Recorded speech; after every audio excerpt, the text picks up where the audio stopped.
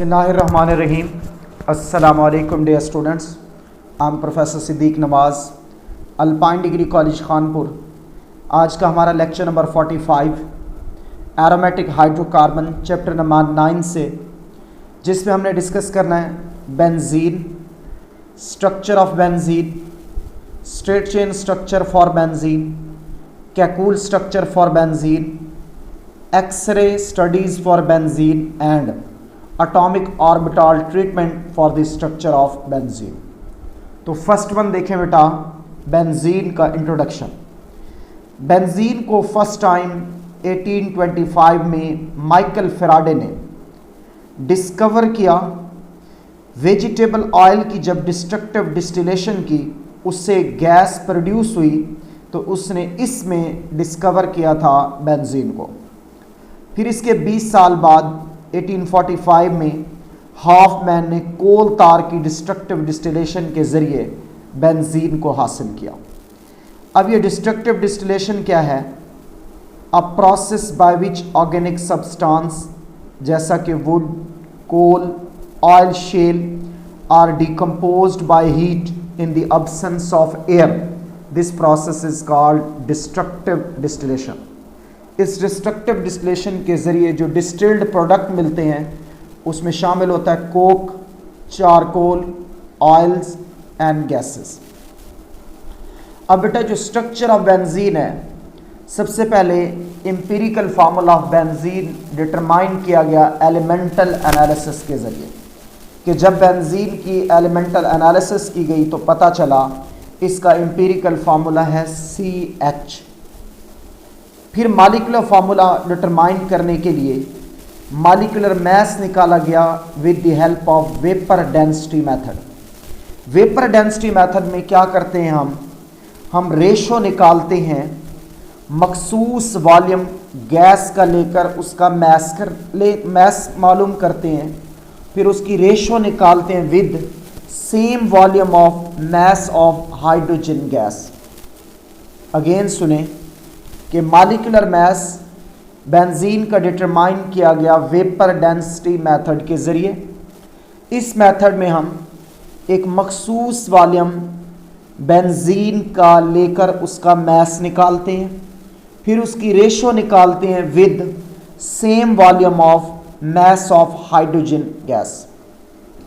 जब हमने vapour density method के ज़रिए इसका मॉलिक्यूलर मास निकाला तो वो आया 78.108, जो इंडिकेट कर रहा था कि इसका एम्पिरिकल फार्मूला मास है 13। तो 13 के मुकाबले में ये 78.108 6 टाइम हैवियर है। इसका मतलब ये हुआ कि मॉलिक्यूलर फार्मूला बेंजीन का जब हम कैलकुलेट करेंगे तो molecular formula is equal to empirical formula multiply by n। अब एम्पिरिकल फार्मूले का पता है कि वो CH है, n की वैल्यू फाइंड करनी है। वी नो दैट कि n is equal to molecular mass divided by empirical formula मास।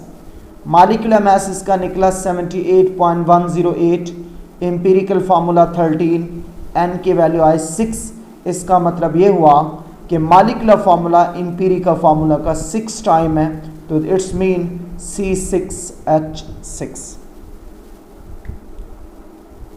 अब बेटा ये जो मॉलिक्यूलर फार्मूला बेंजीन का, ये शो करता है कि ये हाईली अनसैचुरेटेड कंपाउंड है, क्योंकि सैचुरेटेड के लिए ज़रूरी था कि कार्बन 6 हैं तो हाइड्रोजन की तादाद 14 हो।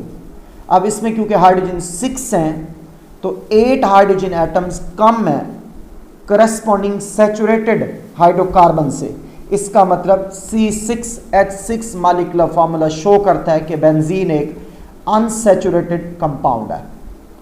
फिर है जिस स्ट्रक्चर ऑफ बेंजीन में शुरू में कहा गया कि बेंजीन का जो स्ट्रक्चर है वो स्ट्रेट चेन हो सकता है, लेकिन कुछ फैक्ट्स हैं जो इंडिकेट करते हैं कि बेंजीन के लिए स्ट्रेट चेन स्ट्रक्चर पॉसिबल नहीं है।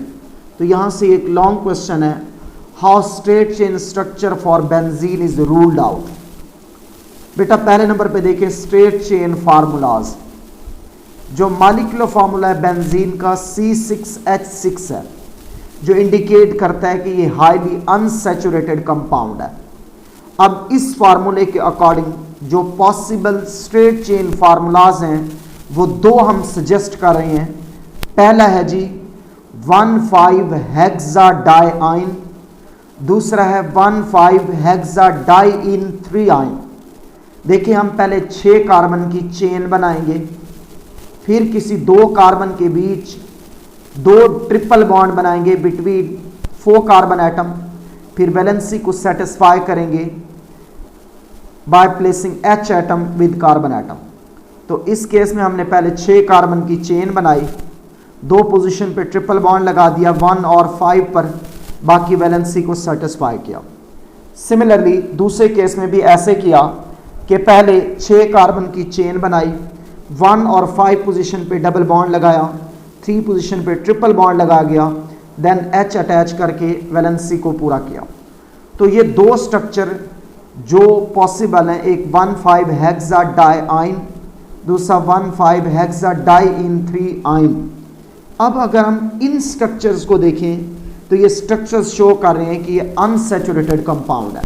बेटा जब ये अनसैचुरेटेड कंपाउंड को इंडिकेट कर रहे हैं तो ज़रूरी है इस वक्त कि अनसैचुरेटेड कंपाउंड की खासियत होती है कि वो अल्कलाइन KMnO4 सॉल्यूशन के केस में KMnO4 सॉल्यूशन का कलर डिस्चार्ज करते हैं, लेकिन जब हम अल्कलाइन KMnO4 सॉल्यूशन के साथ बेंजीन का सैंपल लेकर रिएक्शन कराते हैं तो इसका कलर डीकलराइज नहीं होता, नंबर 1। नंबर 2, जो दूसरा केस है, बेंजीन ऐड करता है 3 मॉलिक्यूल हाइड्रोजन के, 3 मॉलिक्यूल हैलोजेंस के, जबकि इन फार्मूलाज के अकॉर्डिंग बेंजीन को कि अगर ये स्ट्रक्चर होते तो बेंजीन को 4 मॉलिक्यूल हाइड्रोजन के ऐड करने चाहिए और 4 मॉलिक्यूल हैलोजन के ऐड करने चाहिए। लेकिन जब हम बेंजीन का एक्चुअल रिएक्शन देखते हैं हाइड्रोजन और हैलोजन के साथ तो बेंजीन 3 मॉलिक्यूल हाइड्रोजन के ऐड करता है, 3 मॉलिक्यूल हैलोजन के ऐड करता है। ओके, इसका मतलब ये हुआ कि इस केस में 3 डबल बॉन्ड होंगे, जबकि ये फार्मूला इंडिकेट कर रहा है कि जो पाई बॉन्ड की तादाद है वो 4 है। दोनों सूरतों के अंदर, ये स्ट्रेट चेन स्ट्रक्चर के अंदर दोनों सूरतों में इंडिकेशन हो रही है कि पाई बॉन्ड्स की तादाद जो है वो 4 है। बट जब हम इसका हैलोजन और हाइड्रोजन से बेंजीन का रिएक्शन कराते हैं तो वो इंडिकेशन देता है कि इसमें पाई बॉन्ड की तादाद 3 है। फिर हमने इसीलिए कहा, देखें, reaction with KMnO4 solution, halogens and hydrogen, compound having structure above should behave like an alkene and alkyne. Alkyne और अल्काइन ऑक्सीडाइज हो जाते हैं अल्कलाइन KMnO4 सॉल्यूशन के केस में, जबकि इसके बरक्स बेंजीन स्टेबल है टूवर्ड KMnO4 सॉल्यूशन। ये KMnO4 सॉल्यूशन के कलर को डीकलराइज नहीं करता। और दूसरा, बेंजीन एडिशन रिएक्शन देता है विद हाइड्रोजन एंड हैलोजन, जो इंडिकेट करता है प्रेजेंस ऑफ 3 डबल बॉन्ड्स को। बेंजीन सब्स्टिट्यूशन रिएक्शन देता है with nitric acid, sulphuric acid, जो इंडिकेट करते हैं कि बेंजीन एक सैचुरेटेड स्ट्रक्चर भी रखता है। अब ये स्ट्रक्चर इंडिकेट कर रहे थे कि बेंजीन अनसैचुरेटेड है, बट बेंजीन का सब्स्टिट्यूशन रिएक्शन देना इंडिकेट कर रहा था कि ये सैचुरेटेड स्ट्रक्चर बिहेवियर भी शो करता है। अब हाइड्रोजन और हैलोजन को ऐड करके बिहेव कर रहा है कि अनसैचुरेटेड है। Concentrated nitric acid sulphuric acid से रिएक्शन शो करके सब्स्टिट्यूशन रिएक्शन देकर इंडिकेट कर रहा है कि सैचुरेटेड कंपाउंड है। फिर दूसरे नंबर पे जो मोनो सब्स्टिट्यूटेड प्रोडक्ट है, अगर हम ये स्ट्रेट चेन स्ट्रक्चर बेंजीन के लिए एज्यूम करें तो फिर हर कार्बन के साथ H एटम है, तो इस केस में 3 तरह के मोनो सब्स्टिट्यूटेड प्रोडक्ट बनने चाहिए। एक 1 अल्केन वाला, 1 हेक्सेन वाला, दूसरा 2 हेक्सेन वाला, तीसरा 3 हेक्सेन वाला। लेकिन जब हम बेंजीन की मोनो सब्स्टिट्यूशन करते हैं तो वो सिर्फ एक ही किस्म का प्रोडक्ट देता है। इसका मतलब बेंजीन में 6 के 6 कार्बन एक जैसे हैं। इसके अलावा जो जनरल फार्मूला है, बेंजीन अगर नॉर्मल अल्कीन की तरह अल्केन की तरह बिहेव करता तो उसके कार्बन की तादाद 6 है, तो हाइड्रोजन होते हैं यहाँ 14। अगर अल्कीन का फार्मूला ओबे करता तो कार्बन 6 है तो हाइड्रोजन की तादाद होती 12। अल्काइन का फार्मूला ओबे करता है तो कार्बन की तादाद 6 है तो हाइड्रोजन होने चाहिए 10। इसका मतलब बेंजीन अल्केन, अल्कीन और अल्काइन में से किसी भी जनरल फार्मूले को ओबे नहीं करता। तो it is different from normal alkane, alkyne and alkynes. तो अब इन 3 बेसिस पर, 3 ये जो हमने ऑब्जर्वेशन देखी, इन बुनियादों पर, इन फैक्ट्स की बुनियादों पर हम कह सकते हैं कि बेंजीन बिलोंग नहीं करता ओपन चेन हाइड्रोकार्बन्स से, इसलिए जो पॉसिबिलिटी है स्ट्रेट चेन स्ट्रक्चर की वो रूल्ड आउट हो जाती है। फिर बेटे इस बेंजीन के स्ट्रक्चर के लिए कैकूल ने आके अपनी एक थ्योरी पेश की। जो स्ट्रक्चर ऑफ बेंजीन है ये एक सीरियस प्रॉब्लम बना रहा केमिस्ट के लिए अबाउट 40 ईयर्स के 40 साल तक बेंजीन के स्ट्रक्चर के लिए केमिस्ट जो थे वो कोशिश करते रहे, बट वो still as a problem maintain रहा। तो German chemist Kekule at the end आके ये प्रॉब्लम सॉल्व करता है 1865 में। वो बेंजीन के लिए प्रपोज करता है एक साइक्लिक रेगुलर हेक्सागोनल स्ट्रक्चर, जिसमें ये कंटेन करता है 3 double bonds alternating with 3 single bonds. इस तरह के ये 2 स्ट्रक्चर कैकूल जो है वो सजेस्ट करता है फॉर बेंजीन, जिसमें 3 डबल बॉन्ड्स हैं अल्टरनेटिंग विद 3 सिंगल बॉन्ड्स। अब ये जो कैकूल ने कहा कि बेंजीन का एक रेगुलर साइक्लिक हेक्सागोनल स्ट्रक्चर है इस थ्योरी के अंदर, तो इस थ्योरी को इसने अपने कुछ आर्गुमेंट्स के जरिए जस्टिफाई करने की कोशिश की। पहला जो इसने बात कही कि बेंजीन एक रेगुलर हेक्सागोनल स्ट्रक्चर रखता है, तो इसके लिए उसने 2 पॉइंट्स दिए। पहला कि बेंजीन सिर्फ एक ही किस्म का मोनो सब्स्टिट्यूटेड प्रोडक्ट देता है, जिसका जनरल फार्मूला होता है C6H5X। बेटा बेंजीन होता है C6H6। जब एक H हटा के कोई ग्रुप लगेगा तो वहां पे X एक ग्रुप इंडिकेट कर रहा है जो H की सब्स्टिट्यूशन से मिला है। अब ये बेंजीन है, जब इसकी मोनो सब्स्टिट्यूशन करते तो एक ही किस्म का प्रोडक्ट बना, जिससे इंडिकेट किया कि बेंजीन के जो 6 के 6 कार्बन है ये इक्विवेलेंट है, एक जैसे हैं। जिस मर्जी कार्बन पे आके जो ग्रुप है वो अटैच हो जाए तो हमारे पास एक ही किस्म का प्रोडक्ट मिलेगा। जब बेंजीन की डाई सब्स्टिट्यूशन की गई तो बेंजीन ने तीन तरह के आइसोमेरिक प्रोडक्ट दिए, एक आर्थो वाला, दूसरा मेटा वाला और तीसरा पैरा वाला। इसका मतलब X 2 सेम भी हो सकते हैं, ग्रुप 2 सेम भी हो सकते हैं सब्स्टिट्यूट होने वाले, और 2 ग्रुप डिफरेंट भी हो सकते हैं। तो सेम होंगे तो C6H4X2 जनरल फार्मूला होगा, और अगर डिफरेंट होंगे तो C6H4XY होगा। तो देखिए ये एक मोनो सब्स्टिट्यूटेड बेंजीन है। जब हमने इसकी डाई सब्स्टिट्यूशन की तो 1,2 वाला प्रोडक्ट मिला, 1,3 वाला प्रोडक्ट मिला और 1,4 वाला प्रोडक्ट मिला। तो अब यहाँ से इंडिकेशन हुई कि जब एक ग्रुप बेंजीन के ऊपर एक सब्स्टिट्यूएंट अटैच हो जाता है तो फिर 3 तरह की मजीद पोजीशंस पॉसिबल हैं, एक आर्थो वाली, दूसरा पैरा वाली और तीसरा मेटा वाली। तो इसमें 3 तरह के जो डाई सब्स्टिट्यूटेड प्रोडक्ट हैं वो पॉसिबल है। अब जैसे जाइलिन के केस में आर्थोजाइलिन, मेटाजाइलिन और पैराजाइलिन। अब ये जो 2 पॉइंट्स हैं ये कंफर्म करते हैं इस बात को कि बेंजीन के लिए जो स्ट्रक्चर है वो रेगुलर हेक्सागोनल है, जिसमें तमाम कार्बन ऑक्युपाई हैं, आइडेंटिकल पोजीशंस हैं मॉलिक्यूल के अंदर। इसीलिए बेंजीन सिर्फ एक ही किस्म का टॉलवीन देगा, एक ही किस्म का फिनोल देगा, एक ही किस्म का नाइट्रोबेंजीन देगा। ओके। फिर दूसरे नंबर पे कैकूल ने जो बात कही कि बेंजीन में 3 डबल बॉन्ड है अल्टरनेटिंग विद 3 सिंगल बॉन्ड, तो उसने जब बेंजीन की हाइड्रोजनेशन की तो बेंजीन ने 3 मॉलिक्यूल हाइड्रोजन के ऐड किए इन प्रेजेंस ऑफ कैटलिस्ट, जिससे पता चला कि इसमें 3 डबल बॉन्ड। सिमिलरली बेंजीन में ऐड हुए 3 मॉलिक्यूल क्लोरीन के इन प्रेजेंस ऑफ सनलाइट, बदले में मिला हेक्साक्लोरो साइक्लोहेक्सेन। तो इन 3 क्लोरीन के मॉलिक्यूल की addition in presence of sunlight और 3 मॉलिक्यूल हाइड्रोजन की addition in presence of platinum catalyst, इन्होंने इंडिकेट किया कि बेंजीन के अंदर 3 डबल बॉन्ड्स हैं जो अल्टरनेटिंग है विद 3 सिंगल बॉन्ड्स। अब ये जो बात थी कैकुल ने कही, तो इसमें कुछ ऑब्जेक्शन थी। ऑब्जेक्शन क्या थी बेटा? कैकुल का formula C6H6 with 3 double bond alternate with 3 single bond, ये डिमांड करता है हाई डिग्री ऑफ अनसैचुरेशन की। जब ये डिमांड करता है हाई डिग्री ऑफ अनसैचुरेशन की, तो फिर बेंजीन को अनसैचुरेटेड रिएक्शंस इजीली देने चाहिए। बट इसके बरक्स benzene unsaturated character reluctantly show करता है, जबकि जो सैचुरेटेड कैरेक्टर है वो इजीली शो करता है।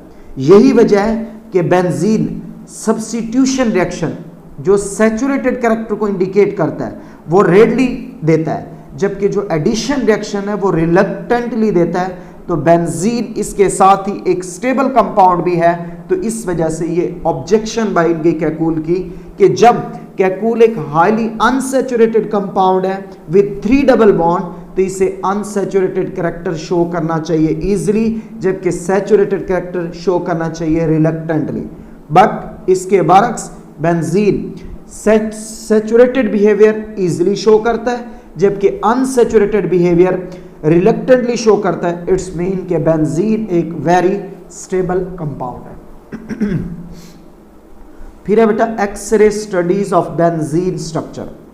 बेटा जब बेंजीन की एक्सरे स्टडीज की गई तो ये बात कंफर्म हुई कि बेंजीन एक रेगुलर हेक्सागोनल स्ट्रक्चर रखता है, जिसमें तमाम बॉन्ड एंगल्स 120 के हैं। तमाम कार्बन और हाइड्रोजन एटम एक ही प्लेन पे पाए जाते हैं। तमाम कार्बन कार्बन और carbon hydrogen bond length 1.397 angstrom और 1.09 एंगस्ट्रॉम रिस्पेक्टिवली। मतलब तमाम carbon to carbon bond 1.397 bond length है इनकी, तमाम carbon to hydrogen bond length वो 1.09 एंगस्ट्रॉम है। तो इसका मतलब तमाम बॉन्ड्स का एंगल का इक्वल होना, तमाम बॉन्ड लेंथ का इक्वल होना, तमाम कार्बन कार्बन बॉन्ड लेंथ का इक्वल होना, तमाम कार्बन हाइड्रोजन बॉन्ड लेंथ का इक्वल होना, ये कंफर्म कर देता है कि बेंजीन एक साइक्लिक रेगुलर हेक्सागोनल स्ट्रक्चर रखता है। फिर है बेटा modern concept about the structure of benzene.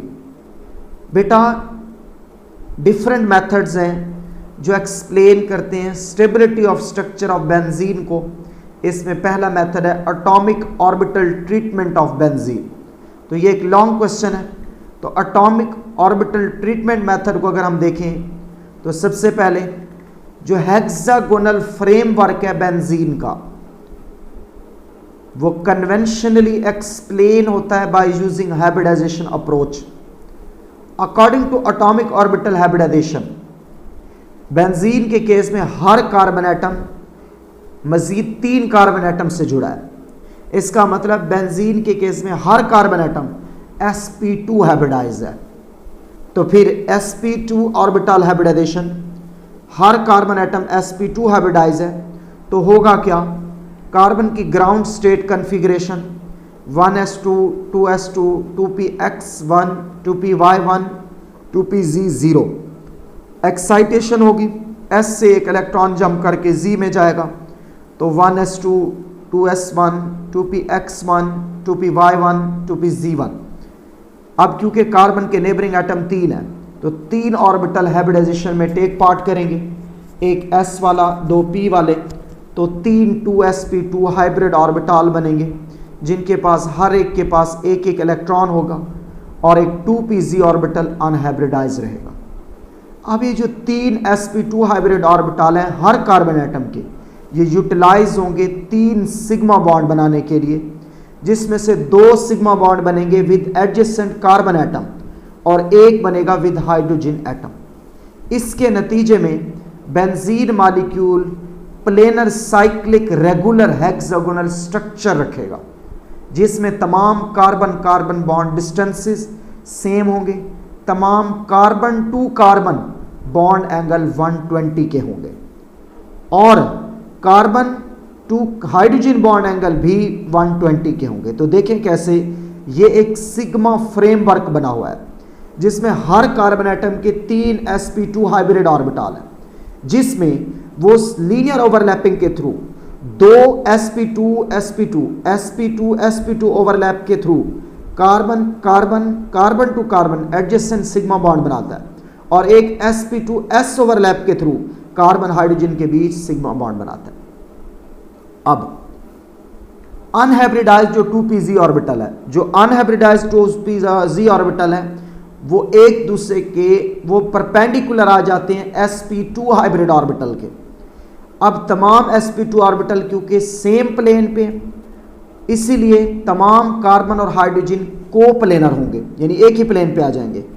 तमाम बॉन्ड एंगल 120 के होंगे, जो कंफर्म कर देंगे regular hexagonal structure of benzene.